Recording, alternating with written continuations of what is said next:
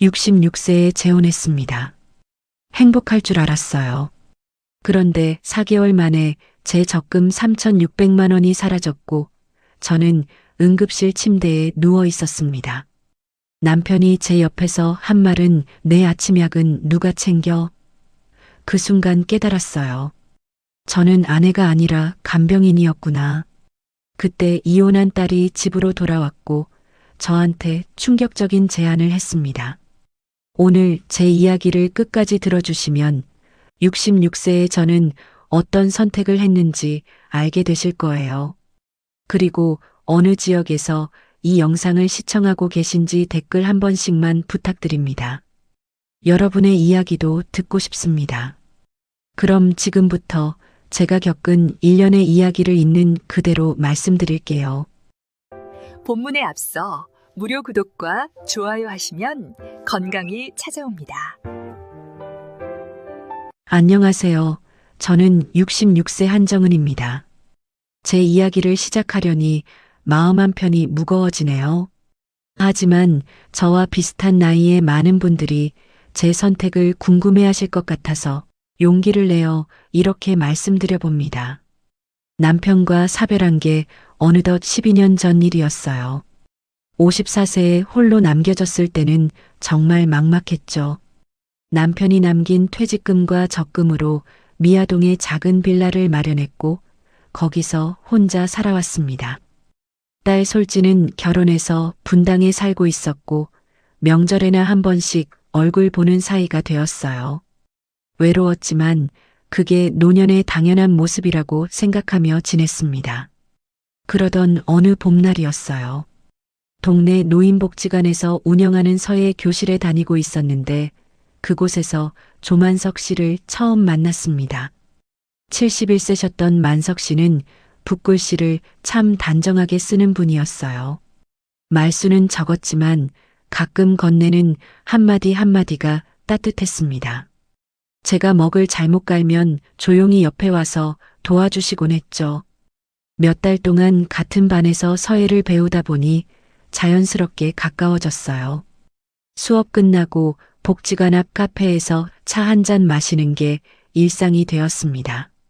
만석 씨도 5년 전에 부인을 여의고 혼자 사신다고 했어요. 슬아에 아들 둘이 있는데 큰아들은 일산에서 치과를 운영하고 작은아들은 수원에서 회사를 다닌다고 하셨습니다. 만석 씨와 이야기를 나누다 보면 시간 가는 줄 몰랐어요. 특별히 재미있는 이야기를 하는 건 아니었지만 그저 누군가 옆에 있다는 것만으로도 위로가 됐습니다. 66세가 되어서도 이렇게 마음이 편한 사람을 만날 수 있다는 게 신기했어요. 젊었을 때의 설렘과는 다른 잔잔하지만 따뜻한 감정이었습니다. 만석 씨가 먼저 말을 꺼냈어요.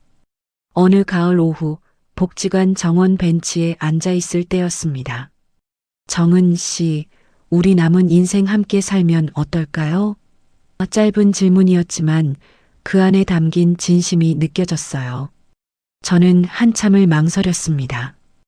혼자 산 지 12년, 이제는 혼자 사는 것도 익숙해졌는데 과연 다시 누군가와 함께 살 수 있을까 하는 두려움이 있었거든요. 딸 솔지한테 조심스럽게 말을 꺼냈더니 예상외로 반대하지 않았어요. 엄마 인생인데 엄마가 좋으면 괜찮지 않아? 담담하게 말하는 딸의 모습에서 저는 어쩌면 딸도 제가 혼자 사는 걸 걱정했었나 싶었습니다. 만석 씨의 두 아들도 아버지의 재혼을 찬성했어요. 아버지 혼자 계시는 것보다 훨씬 낫죠라는 말을 들었습니다. 재혼 준비는 간소하게 했어요. 혼주도 없이 동네 작은 예식장에서 가족들만 모여 조촐하게 식을 올렸습니다. 66세와 71세의 결혼식이라니 스스로 생각해도 새삼스러웠지만 나쁘지 않았어요. 만석 씨가 제 손을 잡으며 이제 외롭지 않게 해드릴게요라고 말했을 때 제 눈가가 뜨거워졌습니다. 만석 씨는 자기가 살던 집을 정리하고 제 빌라로 들어왔어요. 혼자 살던 공간에 누군가의 물건이 하나둘 들어오는 게 어색하면서도 좋았습니다. 아침에 일어나면 누군가 옆에 있고 밥을 차려놓으면 함께 먹을 사람이 있다는 게 이렇게 큰 위안이 되는지 그때 처음 알았어요. 재혼 초기 몇 달은 정말 평화로웠습니다. 만석 씨는 말씀대로 다정한 사람이었어요. 아침마다 신문을 읽어주셨고 저녁이면 함께 산책을 나갔습니다. 서예 교실도 계속 같이 다녔죠. 복지관 사람들이 두 분 보기 좋다며 부러워했습니다. 하지만 행복은 그리 오래가지 않았어요. 재혼한 지 4개월쯤 됐을 때였습니다. 만석 씨가 갑자기 가슴을 움켜쥐며 쓰러졌어요. 119를 불러 급히 병원에 갔더니 심장 질환이 급격히 악화된 상태라고 했습니다. 원래 협심증이 있다는 건 알고 있었지만 이렇게 심각한 줄은 몰랐어요. 의사 선생님은 조심스럽게 말했습니다. 지금부터 철저한 약물 관리와 식이요법이 필요합니다. 조금만 방심하면 위험할 수 있어요. 그 순간 제 앞에 놓인 미래가 어떤 모습일지 어렴풋이 느껴졌습니다. 퇴원 후 만석 씨의 성격이 조금씩 변하기 시작했어요. 원래 말수 적고 온화하던 분이었는데 점점 예민해지고 까다로워졌습니다. 병원비 명세서를 받아보니 입원비와 검사비로만 360만 원이 나왔어요. 만석 씨 아들들은 아버지 통장에서 쓰세요라고만 했지만 정작 통장에는 생활비 정도밖에 없었습니다. 저는 그때만 해도 이게 시작에 불과하다는 걸 몰랐습니다. 앞으로 제가 겪을 일들이 얼마나 힘들지, 제 인생이 어떻게 바뀔지 전혀 예상하지 못했어요. 과연 66세에 시작한 이 새로운 삶이 제게 행복을 가져다 줄 수 있을까요? 퇴원 후 만석 씨를 위한 새로운 생활이 시작됐어요. 의사가 준 약 처방전을 보는 순간 저는 한숨이 나왔습니다. 혈압약, 혈전용해제, 이뇨제, 심장약. 총 11종류였어요. 아침 4알, 점심 3알, 저녁 4알. 하루 3번 정확한 시간에 맞춰 먹어야 했습니다. 약을 챙기는 것만으로도 하루가 그 리듬에 맞춰 돌아갔어요. 아침 7시, 점심 12시, 저녁 6시. 조금이라도 늦으면 만석 씨는 불안해하며 약 시간 지나간 거 아니에요? 라고 물었습니다. 처음에는 이해했어요. 심장이 안 좋으니 예민해질 수밖에 없다고 생각했죠. 그런데 문제는 약만이 아니었습니다. 식사 준비가 정말 까다로웠어요. 의사가 준 식단표에는 나트륨 하루 1500mg 이하, 포화지방 최소화, 섬유질 충분히 섭취하라고 적혀 있었습니다. 김치찌개나 된장찌개 같은 평범한 음식은 짜다며 못 먹었어요. 모든 반찬을 싱겁게 기름기 없이 만들어야 했습니다. 어느 날 아침 저는 현미죽을 끓였어요. 만석 씨가 한 숟가락 뜨더니 인상을 찌푸렸습니다. 온도가 안 맞아요. 너무 뜨거워. 온도계로 재보니 45도였어요.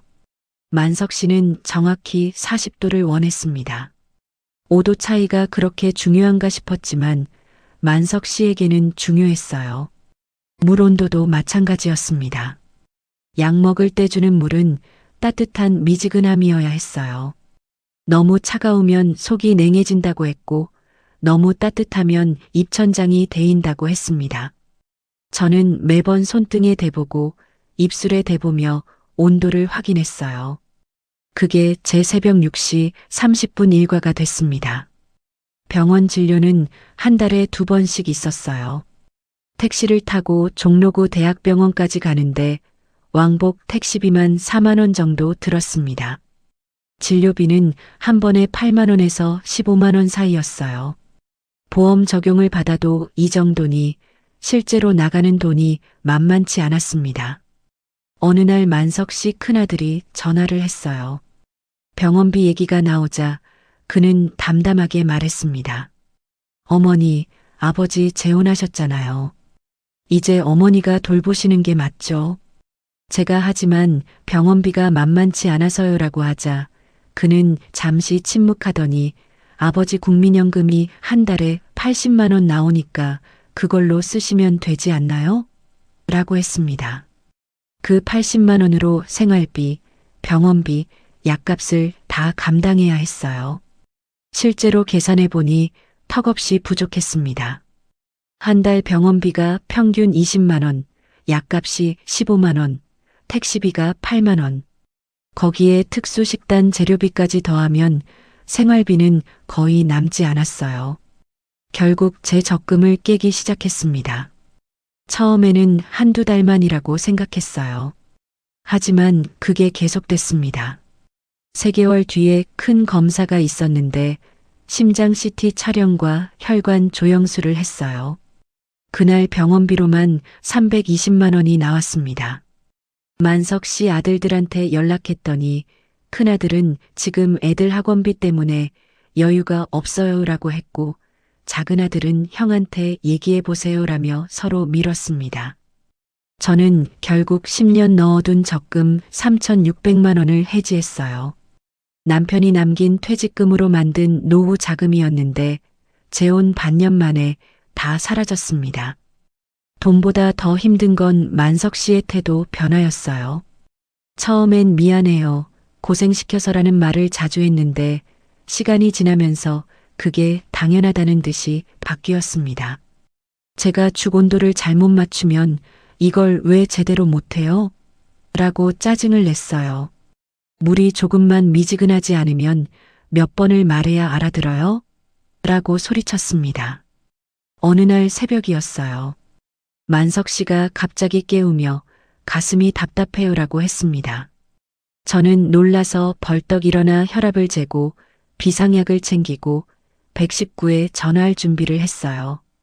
다행히 약을 먹고 조금 누워 있으니 괜찮아졌지만 그날 이후로 저는 밤에 제대로 잠을 잘 수 없었습니다. 항상 한쪽 귀는 열어두고 자게 됐어요. 만석 씨가 뒤척이는 소리만 들려도 깼습니다. 혹시 또 가슴 통증이 오는 건 아닐까? 혹시 호흡이 이상한 건 아닐까?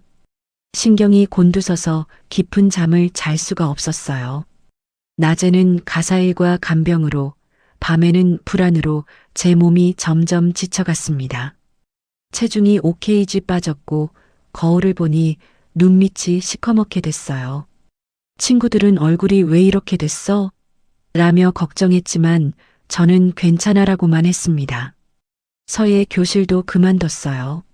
만석 씨를 혼자 두고 나갈 수가 없었거든요. 복지관 선생님이 정은 씨 요즘 왜 안 나와요? 라고 전화했지만 남편 건강이 안 좋아서요라고만 대답했습니다. 제가 유일하게 좋아하던 시간마저 포기해야 했어요.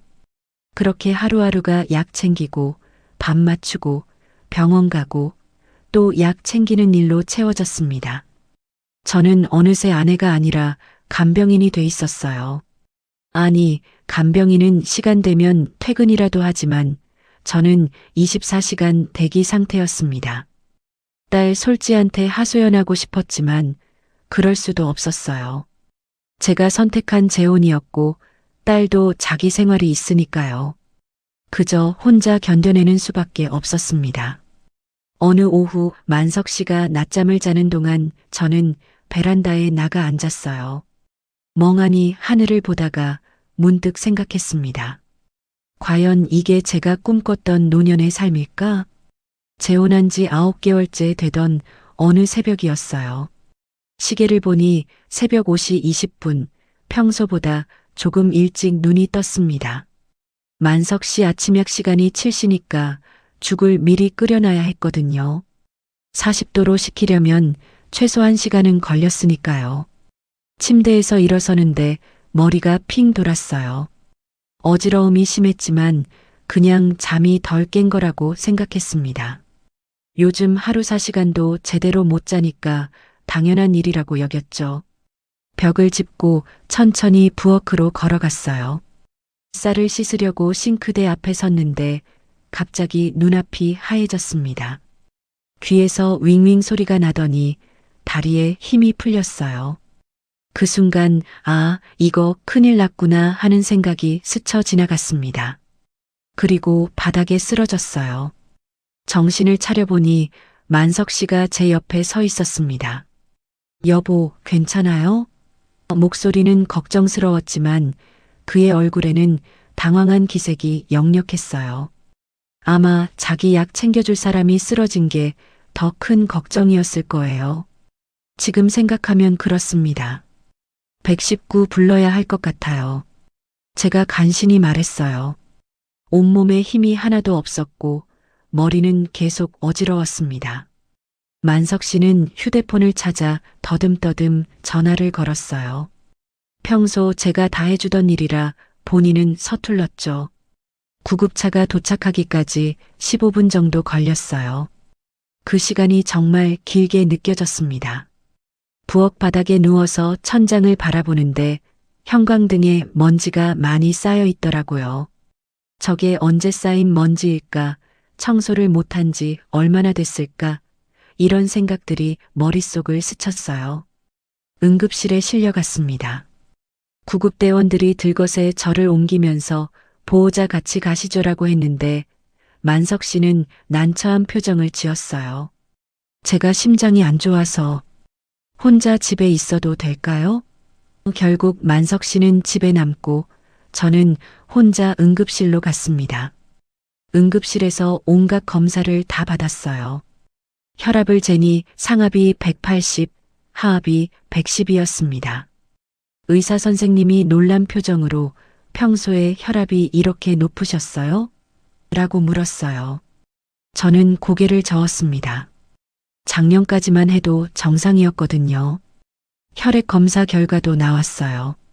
당화혈색소 수치가 6.2로 초기 당뇨 진단을 받았습니다.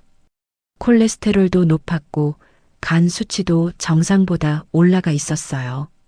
의사는 심각한 표정으로 말했습니다. 극심한 피로와 스트레스로 인한 거예요. 이대로 가다간 큰일 납니다. 요즘 무리하신 일 있으세요? 의사의 질문에 저는 대답할 수가 없었어요. 어디서부터 설명해야 할까요? 매일 새벽 5시에 일어나 약 챙기고 40도 중 맞추고 따뜻한 미지근한 물 온도 재고 하루 3번 정확한 시간에 약 먹이고 한 달에 2번 병원 모시고 가는 일들을요. 조금 무리했나 봐요. 겨우 이렇게만 말했습니다. 의사는 한숨을 쉬며 최소 이틀은 입원하셔야겠어요. 혈압부터 안정시켜야 합니다라고 했어요. 그 순간 제 머릿속에는 만석 씨 생각뿐이었습니다. 아침 약은 누가 챙기지? 점심죽은 누가 끓이지? 일반 병동으로 옮겨져서 침대에 누웠어요. 링거를 맞으면서도 계속 시계를 봤습니다. 7시가 됐네. 만석 씨 아침약 시간인데 혼자서 제대로 챙겨 먹을 수 있을까? 물은 온도 맞춰서 마실까? 핸드폰으로 만석 씨한테 전화를 걸었어요. 약은 식탁 위에 있고 물은 정수기에서 따뜻한 걸로 받아서 드세요. 죽은 냉장고에 있으니까 전자레인지에 2분 돌리시면 돼요. 제가 쓰러져서 병원에 누워 있는데도 이런 말들을 하고 있더라고요. 오전 10시쯤 병실 문이 열렸어요. 만석 씨가 택시를 타고 왔습니다. 제 침대 옆에 와서는 많이 아파요? 라고 물었어요. 저는 괜찮아요. 조금 쉬면 나아질 거예요. 라고 대답했습니다. 습관처럼 그렇게 말하게 되더라고요. 만석 씨는 제 손을 잡았어요. 그 손길이 따뜻했습니다. 아, 그래도 걱정은 하는구나. 잠시 위로가 됐어요. 하지만 그 위로는 오래가지 않았습니다. 만석 씨가 입을 열었어요. 그런데 여보, 뭔가 조심스러운 말투였습니다. 저는 왜요? 하고 물었죠. 그리고 만석 씨가 한 말은 제 마음을 완전히 무너뜨렸어요. 내 아침약은 누가 챙겨요? 그 한마디였습니다. 제가 쓰러져서 병원에 누워 있는데 제일 먼저 나온 말이 자기 약 걱정이었어요. 당신 괜찮아요? 도 아니고 빨리 나으세요도 아니고 내가 뭘 도와줄까요? 도 아니었습니다. 내 아침약은 누가 챙겨요? 제 머릿속이 하얘졌어요. 지난 9개월이 주마등처럼 스쳐 지나갔습니다. 새벽 5시 기상, 40도 죽 따뜻한 미지근한 물, 11종류 약 한 달에 2번 병원, 3,600만 원 적금 해지, 잠 못 이루는 밤들. 그 모든 게 결국 이거였구나. 저는 만석 씨에게 아내가 아니라 그냥 약 챙겨주는 사람, 밥 해주는 사람, 병원 모시고 다니는 사람이었구나. 집에 있어요. 아까 전화로 알려드렸잖아요. 제 목소리가 떨렸어요. 만석 씨는 아, 그랬구나라고 하더니 점심 약은요? 저녁 약은요? 라고 또 물었습니다. 그 순간 눈물이 날 것 같았지만 꾹 참았어요. 대신 눈을 감아버렸습니다. 병실 천장만 바라봤어요. 형광등이 너무 밝았습니다. 눈을 감으니 그 빛이 눈꺼풀을 뚫고 들어오는 것 같았어요. 만석 씨는 한참 제 옆에 앉아 있다가 그럼 나 집에 가볼게요. 택시비도 많이 나오고라며 자리에서 일어났습니다. 제 손을 한번 툭 두드리고는 병실을 나갔어요. 혼자 남겨졌습니다. 링거 떨어지는 소리만 똑똑 들렸어요. 옆 침대 환자는 가족들이 와서 과일도 깎아주고 등도 문질러주고 있었습니다. 저는 그 모습을 보다가 다시 천장을 바라봤어요. 과연 저는 앞으로 얼마나 더 이렇게 살아야 할까요? 이틀간 입원 치료를 받았어요. 혈압약을 처방받고 당뇨 관리 교육도 받았습니다. 의사는 앞으로 본인 건강을 최우선으로 생각하셔야 해요라고 말했지만 저는 그게 가능할지 확신이 서지 않았어요. 퇴원하면 다시 똑같은 일상이 기다리고 있을 테니까요. 퇴원 전날 오후였어요. 혈압을 재러 온 간호사가 제 팔에 혈압계를 감으면서 조용히 물었습니다. 혼자 간병하시죠? 저는 놀라서 그분을 쳐다봤어요. 어떻게 알았을까요? 간호사는 부드럽게 웃으며 말했어요. 표정 보면 알아요. 저희 어머니도 아버지 간병하시다가 쓰러지셨거든요. 그러면서 주머니에서 작은 명함 한 장을 꺼냈습니다. 여기 한번 가보세요. 홀로 간병하는 분들 돕는 모임이에요. 명함에는 함께 나누는 손길이라는 모임 이름과 성북구 커뮤니티 센터 주소가 적혀 있었어요. 매주 화요일, 목요일 오후 2시 모임이라고 했습니다. 거기 가면 조금은 숨통이 트일 거예요. 간호사의 말에는 진심 어린 걱정이 담겨 있었어요. 퇴원 후 집으로 돌아왔습니다. 만석 씨는 이틀 동안 컵라면으로 끼니를 때웠다고 했어요. 죽 먹고 싶었는데 어떻게 끓이는지 모르겠더라고라며 불편한 표를 지었습니다. 제가 쓰러져서 고생했다는 말은 한마디도 없었고 본인이 불편했다는 말만 늘어놓았어요. 저는 바로 부엌으로 가서 죽을 끓이기 시작했습니다. 쌀을 씻고 물량을 재고 온도계를 준비하면서 문득 간호사가 준 명함이 생각났어요. 가방에서 명함을 꺼내 다시 봤습니다. 화요일 오후 2시. 내일이 화요일이었어요. 다음 날 만석 씨에게 조심스럽게 말을 꺼냈습니다. 오늘 오후에 잠깐 나갔다 올게요. 만석 씨는 어디 가는데요? 라고 물었어요. 병원에서 소개받은 모임 한번 가보려고요라고 했더니 점심약은요? 하고 되물었습니다. 12시에 다 챙겨드리고 갈게요. 그렇게 대답하고 나니 제 목소리가 참 초라하게 들렸어요. 성북구 커뮤니티 센터는 생각보다 멀었어요. 버스를 2번 갈아타고 40분 정도 걸렸습니다. 건물 2층 작은 공간이었는데 문을 열고 들어서니 10명 정도의 여성분들이 앉아 계셨어요. 다들 60대에서 70대로 보이는 분들이었습니다. 처음 오셨어요? 한 분이 반갑게 맞아주셨어요. 50대 후반쯤 되어 보이는 분이었는데 나중에 알고 보니 이 모임의 리더인 김선미 씨였습니다. 간호사 선생님이 소개해 주셔서 왔어요 라고 했더니 아, 강북 응급의료센터 박 간호사님이시죠? 그분이 종종 소개해 주세요 하며 웃으셨어요. 자리에 앉으니 다들 손으로 무언가를 만들고 계셨어요. 어떤 분은 손뜨개질을, 어떤 분은 비즈 팔찌를, 어떤 분은 천연 방향제를 만들고 있었습니다.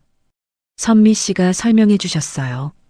여기는 간병하는 분들끼리 모여서 이야기도 나누고 함께 수공예품도 만드는 모임이에요.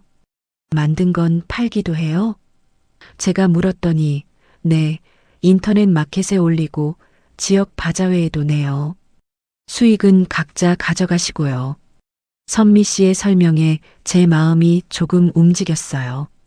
돈을 벌 수 있다는 게 아니라 뭔가 제 손으로 만든 걸 누군가 사준다는 게 의미 있게 느껴졌거든요. 그날 저는 라벤더 방향제 만드는 법을 배웠어요.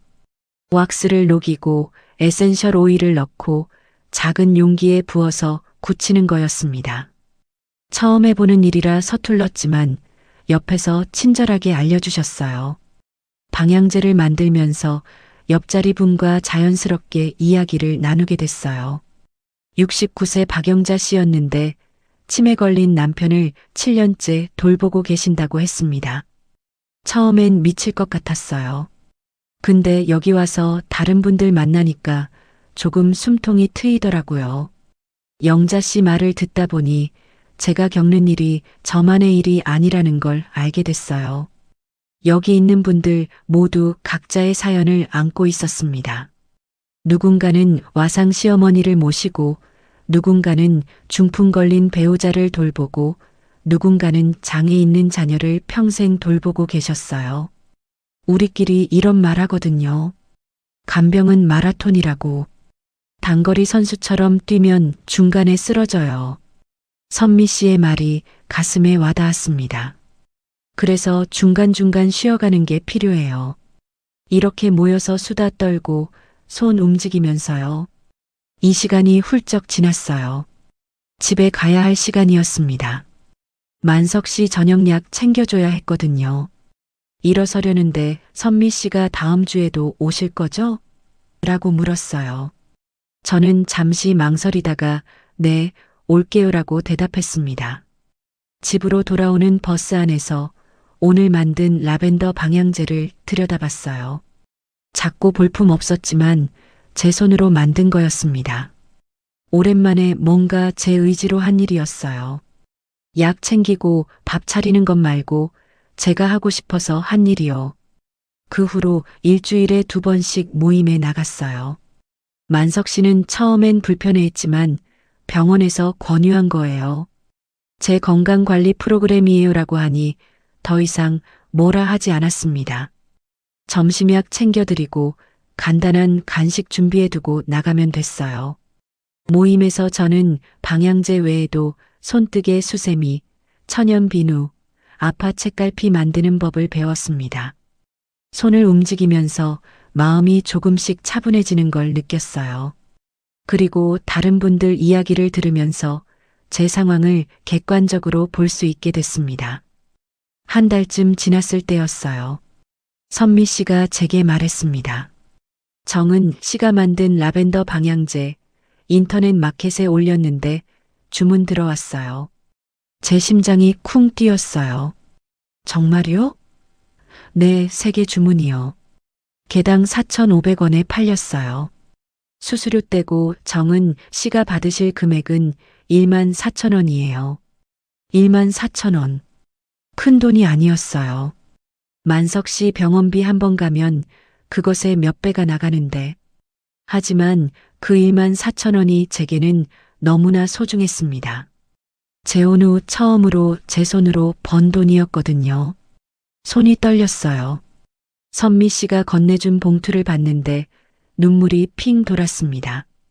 왜 우세요? 선미 씨가 걱정스럽게 물었지만 저는 고개를 저었어요.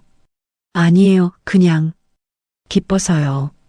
그날 저녁 집으로 돌아오는 길에 작은 빵집에 들렀어요. 제 돈으로 단팥빵 2개를 샀습니다. 하나는 만석 씨 주려고, 하나는 제가 먹으려고. 돈을 내면서 이상하게 기분이 좋았어요. 누군가한테 받은 돈이 아니라 제가 번 돈으로 제가 사고 싶은 걸 산다는 게요. 그 작은 경험이 제게 새로운 가능성을 보여줬습니다. 66세인 저도 뭔가 할 수 있다는 것, 제 가치를 만들어낼 수 있다는 것을요. 하지만 이 작은 희망의 싹이 곧 더 큰 갈등을 불러올 줄은 그때 몰랐습니다.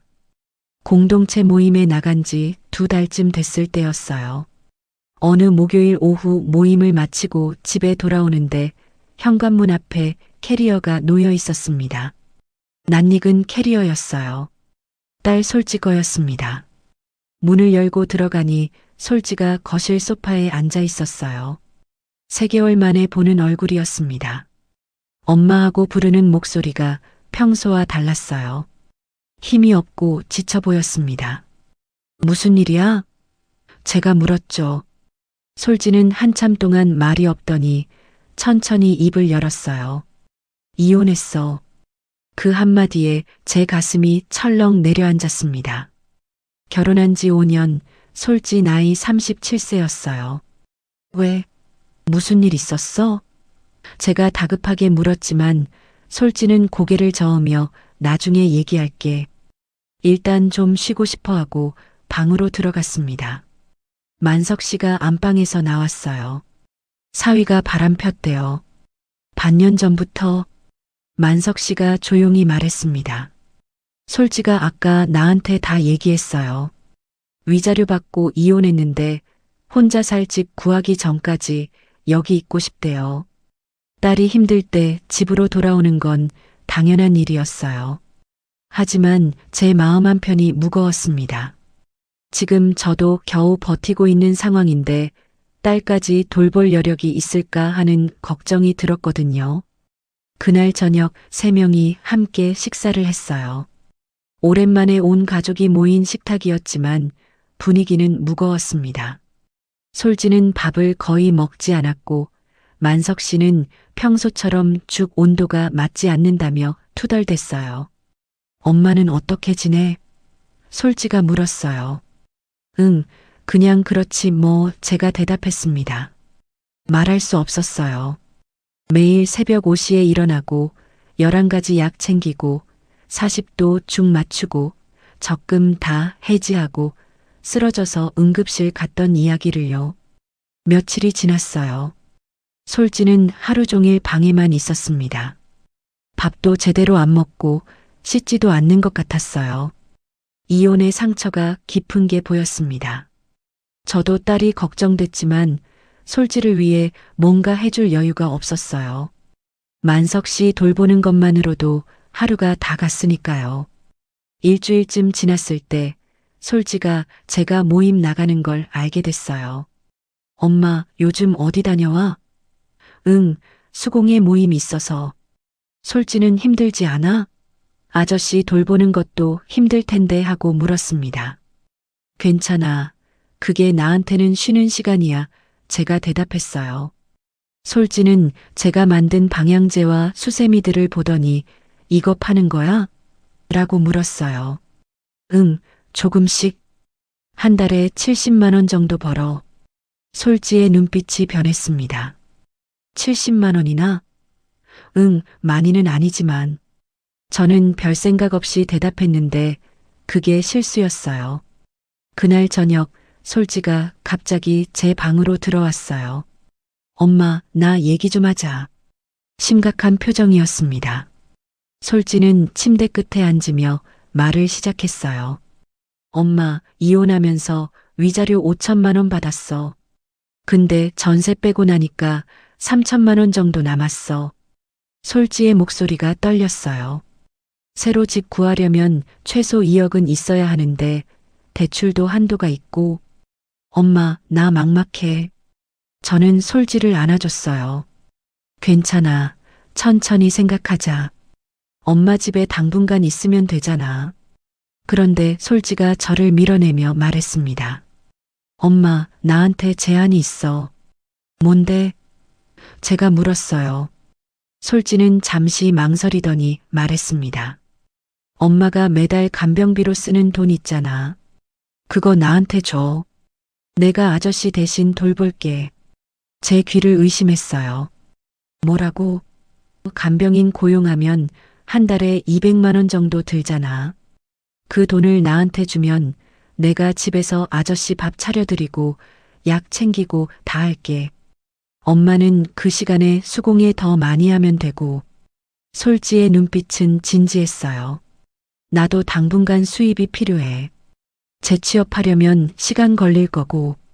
그동안 이렇게 하면 서로 도움되잖아. 엄마는 편해지고 나는 생활비 벌고. 저는 할 말을 잃었습니다. 간병인 고용한 적도 없는데 왜 그 돈을 딸한테 준다는 얘기가 나오는 걸까요? 게다가 저는 지금 적금도 다 해지한 상태였어요. 어디서 매달 200만 원을 만들어낸단 말인가요? 솔지야, 엄마가 지금 여유가 없어. 아저씨 병원비로 적금도 다 해지했고. 제 말을 끊으며 솔지가 말했어요. 그러니까 더 그래야 되는 거 아니야? 엄마 혼자 다 하려고 하지 말고. 나한테 맡기면 엄마도 일 더 많이 할 수 있잖아. 그 순간 거실에서 만석 씨 목소리가 들렸어요. 그게 좋을 것 같은데요. 만석 씨가 문가에 서 있었습니다. 우리 대화를 듣고 있었던 거예요. 만석 씨가 거실로 나가며 말했어요. 여보, 나도 솔지 생각이 괜찮은 것 같아요. 솔지가 해주면 당신보다 젊으니까 더 꼼꼼하게 할 수 있을 거고. 제 심장이 쿵 내려앉았습니다. 솔지가 제 뒤를 따라 거실로 나왔어요. 만석 씨와 솔지가 소파에 나란히 앉았습니다. 그리고 저를 보며 설득하기 시작했어요. 어머니, 저도 지금 힘든 거 알아요. 근데 제 딸도 힘들잖아요. 서로 돕는 거죠 뭐. 만석 씨의 말에 솔지가 고개를 끄덕였어요. 엄마, 나도 집에서 빈둥거리는 것보다 뭔가 하는 게 낫겠어. 그리고 솔직히 엄마 나이에 매일 새벽부터 그렇게 하는 거 몸 상하잖아. 두 사람이 번갈아 가며 말했어요. 듣고 보니 합리적인 것 같기도 했습니다. 하지만 뭔가 이상했어요. 제 가슴이 답답해지기 시작했습니다. 생각 좀 해볼게. 제가 겨우 말했어요. 그런데 솔지가 말했습니다. 엄마, 빨리 결정해줘. 나도 계획 세워야 되잖아. 이번 달부터 시작하면 안 돼? 이번 달부터요. 제 머릿속이 복잡해졌어요. 솔지가 간병을 한다고 해도 과연 제대로 할 수 있을까요? 40도 죽 따뜻한 미지근한 물, 11가지 약의 정확한 시간. 그런 걸 솔지가 다 알까요? 아니, 그게 문제가 아니었어요. 진짜 문제는 제가 이제 막 찾은 70만 원짜리 자유를 다시 빼앗기게 된다는 거였습니다. 200만 원을 주면 그 돈은 어디서 만들어야 할까요? 수공예를 더 해야 할까요? 그럼 모임 시간도 늘려야 하고 집에서도 밤새 작업해야 할 거예요. 결국 저는 다시 돈을 벌기 위해 온종일 일하는 사람이 되는 거잖아요. 딸한테 200만 원 주기 위해서요. 생각해보고 얘기할게. 제가 다시 말했어요.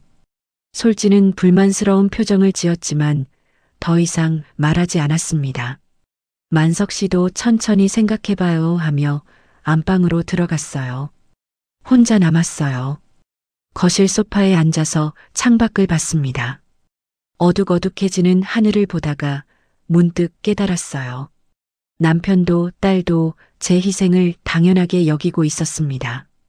만석 씨는 제가 자기 약을 챙기는 게 당연하고 솔지는 엄마가 자기를 도와주는 게 당연하다고 생각하는 거예요. 제가 겨우 찾은 작은 숨통, 일주일에 2번 나가는 모임, 한 달에 70만 원 버는 즐거움. 그것마저 빼앗기려 하고 있었습니다. 숨이 막혔어요. 이 집안에서 제자리가 점점 더 좁아지는 기분이었습니다. 과연 저는 어디까지 내어줘야 할까요? 솔지와 만석 씨의 제안을 받고 사흘 동안 잠을 제대로 못 잤어요. 머릿속이 복잡했습니다. 딸이 힘든 건 사실이고 도와주고 싶은 마음도 있었어요. 하지만 뭔가 계속 걸렸습니다. 화요일 오후 평소처럼 모임에 나갔어요. 손뜨개를 하면서도 집중이 안 됐습니다. 실수로 코를 잘못 떠서 다시 풀고 또 잘못 떠서 다시 풀고를 반복했어요. 선미 씨가 제 손을 가만히 잡았습니다. 정은 씨, 무슨 일 있어요? 조용한 목소리였어요. 저는 고개를 저었지만 선미 씨는 계속 제 손을 잡고 있었습니다. 혼자 끙끙 앓지 말고 얘기해봐요. 우리가 뭐라도 같이 생각해 줄 수 있잖아요. 결국 터져나왔어요. 딸 이혼 이야기, 솔지의 제안, 만석 씨가 동조한 것, 그리고 제가 느끼는 답답함까지 말하다 보니 목소리가 떨렸습니다. 다른 분들도 손을 멈추고 제 이야기를 들어주셨어요. 이야기를 다 듣고 나서 한참 침묵이 흘렀어요. 영자 씨가 먼저 입을 열었습니다. 정은 씨, 그거 하면 안 돼요. 딸한테 200 주면 정은 씨는 200 벌려고 죽어라 이래야 되잖아요. 맞아요. 그리고 솔지가 과연 제대로 할까요?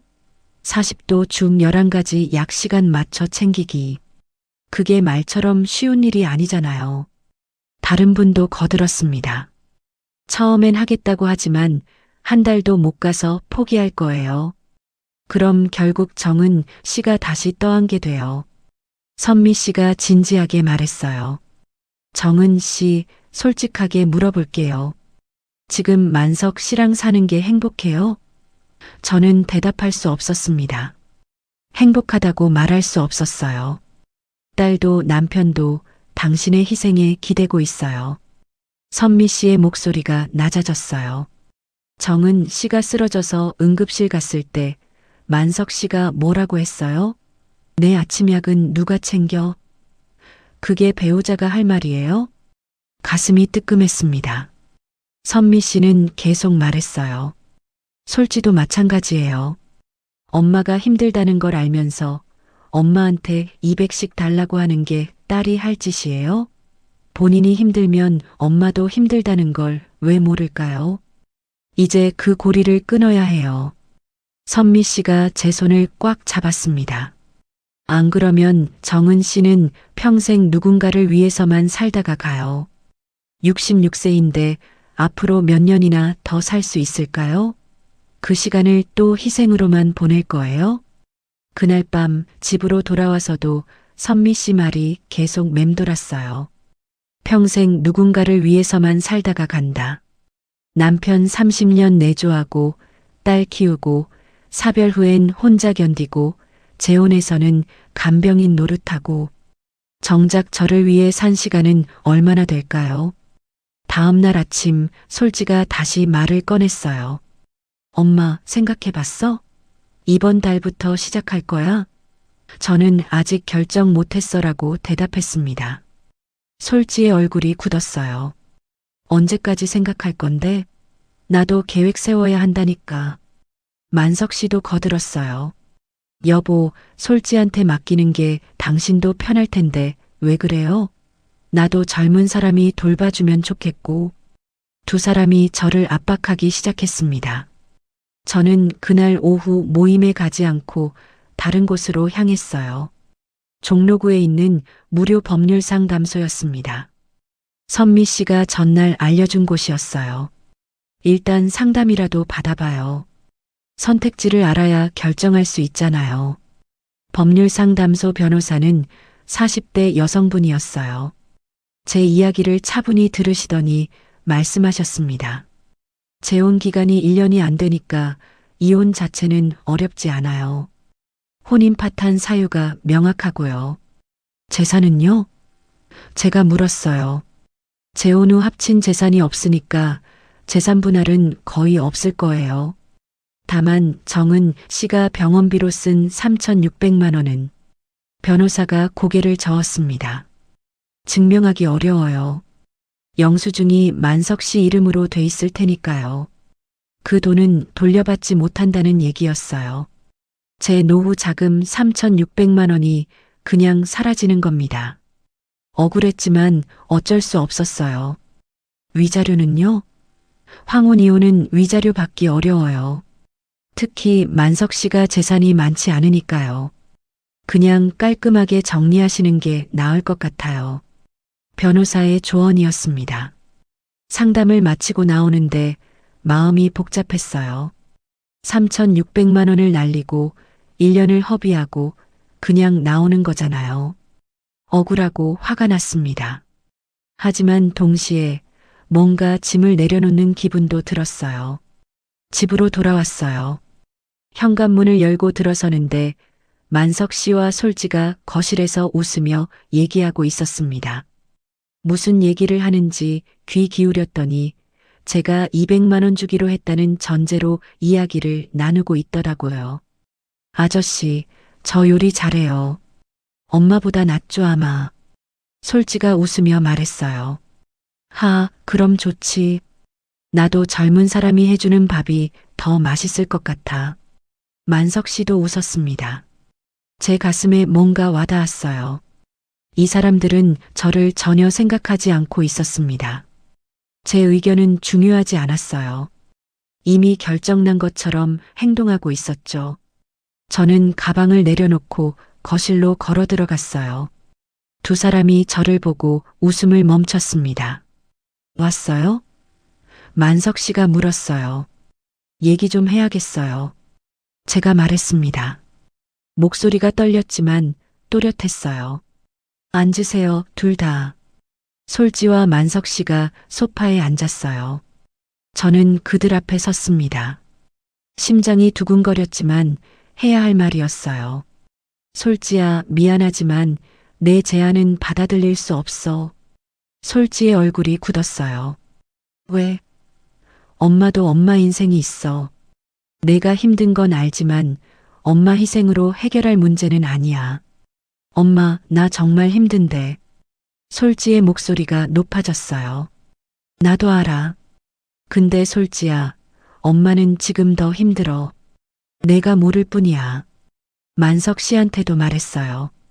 그리고 만석 씨, 저는 이혼하려고 해요. 만석 씨가 깜짝 놀란 표정을 지었습니다. 뭐라고요? 앞으로 당신 돌봄은 간병인이 하거나 아드님들이 하세요. 저는 더 이상 못하겠어요. 여보, 갑자기 무슨 소리예요? 만석 씨가 당황하며 말했어요. 갑자기가 아니에요. 9개월 동안 생각 많이 했어요. 이건 결혼 생활이 아니라 간병 노동이에요. 저는 당신 아내가 아니라 간병인이었어요. 솔지가 벌떡 일어났어요. 엄마, 진짜 그럴 거야? 나는 어떡하고? 솔지야, 넌 37살이야. 엄마가 없어도 살 수 있어. 엄마 집에 당분간 있어도 돼. 근데 엄마 돈으로 살려고 하지는 마. 방으로 들어왔어요. 문을 닫으니 온몸이 후들거렸습니다. 겁이 났어요. 66세에 또다시 혼자가 된다는 게, 3,600만 원을 날린다는 게, 딸과 사이가 나빠질 수도 있다는 게. 하지만 동시에 속이 시원했습니다. 다음 날부터 이혼 절차를 밟기 시작했어요. 만석 씨는 처음엔 화를 냈지만 제 결심이 확고하다는 걸 알고는 더 이상 말하지 않았습니다. 아드님들한테 연락하니 아버지 모시러 오겠습니다라고 했어요. 처음부터 그럴 수 있었던 거였습니다. 한 달 뒤 이혼이 성립됐어요. 만석 씨는 큰아들 집으로 갔고 솔지는 친구 집에 얹혀 살다가 작은 원룸을 구했습니다. 솔지는 한동안 저한테 연락을 안 했어요. 섭섭하고 서운했지만 어쩔 수 없었습니다. 지금 저는 미아동 빌라에서 혼자 살고 있어요. 일주일에 3번 공동체 모임에 나가고 집에서도 틈틈이 수공예품을 만듭니다. 한 달에 70만 원 정도 버는데 혼자 살기엔 빠듯하지만 제 손으로 번 돈이라 뿌듯해요. 아침에 일어나면 제가 먹고 싶은 걸 먹어요. 40도로 맞출 필요도 없고 따뜻한 미지근함을 신경 쓸 필요도 없어요.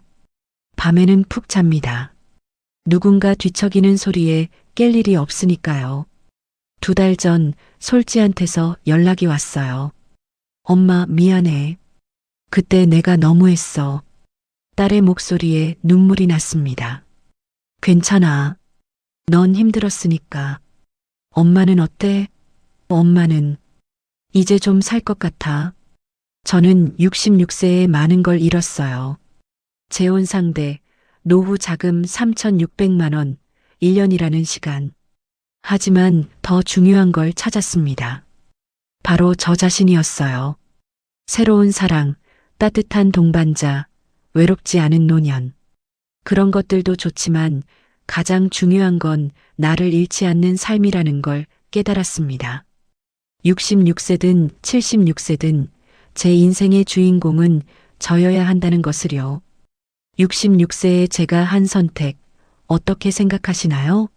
가족의 돌봄과 나 자신의 삶, 어디까지가 도리이고 어디부터가 희생일까요? 여러분이라면 어떤 선택을 하셨을까요?